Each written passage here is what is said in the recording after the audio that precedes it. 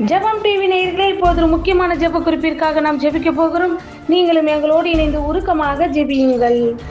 தருமபுரி மாவட்டம் ஒகேனக்கல் காவிரி ஆற்றில் ஏற்பட்டுள்ள வெள்ளப்பெருக்கு காரணமாக குடியிருப்பு பகுதிகளில் தண்ணீர் புகுந்த சூழலில் மாவட்ட எஸ்பி ஸ்டீபன் இயேசுபாதம் நேரில் ஆய்வு. மத்திய 7:25 படி பெருமழை சொரிந்து பெருவெள்ளம் வந்து காற்று அடித்து அந்த வீட்டின் மேல் மோதியும் அது விழவில்லை. ஏனென்றால் அது கண்மலையின் மேல் அஸ்திபாரம் போடப்பட்டு இருந்தது.